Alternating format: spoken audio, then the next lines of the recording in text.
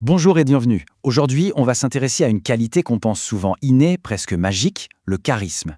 Mais, et c'est la bonne nouvelle, ce n'est pas du tout un don mystérieux. On va voir ensemble que c'est en fait une compétence qui s'apprend, qui est basée sur des nuances, des subtilités que tout le monde peut apprendre à maîtriser. Posez-vous la question, et si le véritable impact ne se trouvait pas dans les mots, mais plutôt dans le silence, dans un regard, dans une simple présence? C'est vraiment le cœur de notre sujet aujourd'hui, l'incroyable pouvoir de la subtilité. Allez, pour commencer, on va déconstruire quelques idées reçues. Le charisme est souvent très mal compris, donc c'est super important de clarifier d'abord ce qu'il n'est pas.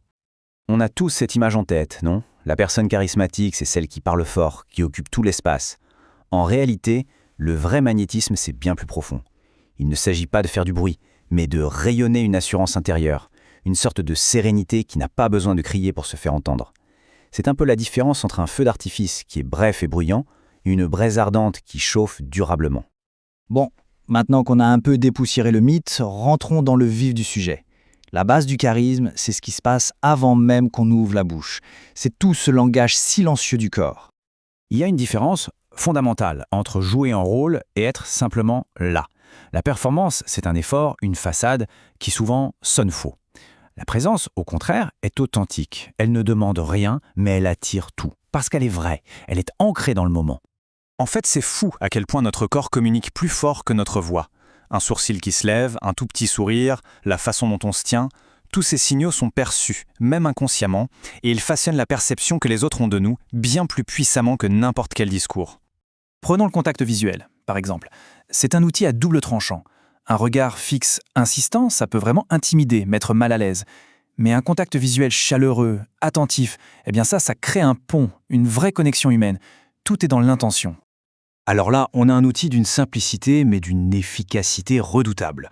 Un simple hochement de tête pendant que quelqu'un parle lui envoie un message très clair. Je t'écoute, je suis avec toi, continue. C'est une façon de valider ce que la personne dit sans prononcer le moindre mot. Quand on parle sans arrêt, on finit par diluer son propre message. Apprendre à utiliser le silence, c'est donner du poids à ce qui va suivre.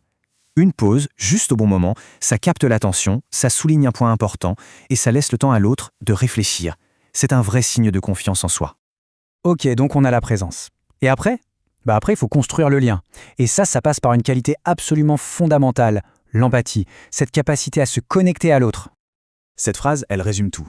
Le charisme ne se nourrit pas de l'attention qu'on reçoit, mais de celle qu'on donne. En arrêtant de braquer le projecteur sur soi pour le tourner vers les autres, on crée un magnétisme bien plus puissant et surtout authentique. La clé, c'est la curiosité sincère. Écouter, attention, ce n'est pas juste attendre son tour de parler, c'est un engagement total. C'est essayer de comprendre le non-dit, l'émotion qu'il y a sous la surface. Quand une personne se sent vraiment écoutée comme ça, un lien de confiance se crée quasi instantanément. Alors concrètement, comment on fait pour pratiquer cette écoute active? D'abord, on se concentre sur l'émotion derrière les mots. Ensuite, on pose des questions ouvertes, celles qui invitent à la discussion, pas juste un oui ou un non. Et enfin, on montre qu'on a vraiment écouté en se souvenant de petits détails. C'est une preuve d'attention qui a un impact énorme. L'empathie en action, au fond, c'est cet effort sincère de voir le monde à travers les yeux de l'autre. C'est être attentif à ces petits signaux non-verbaux qui trahissent une émotion et y répondre avec chaleur, avec bienveillance. En bref, c'est s'engager à construire des ponts et non des murs. Bon, on a toutes les pièces du puzzle. Voyons maintenant comment on les assemble pour créer ce fameux magnétisme par la nuance. Le but, c'est de laisser une impression durable, non pas par un coup d'éclat, mais par une accumulation de petites attentions.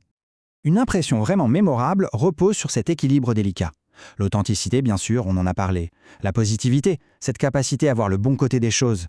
Et enfin, un peu surprenant peut-être, la vulnérabilité.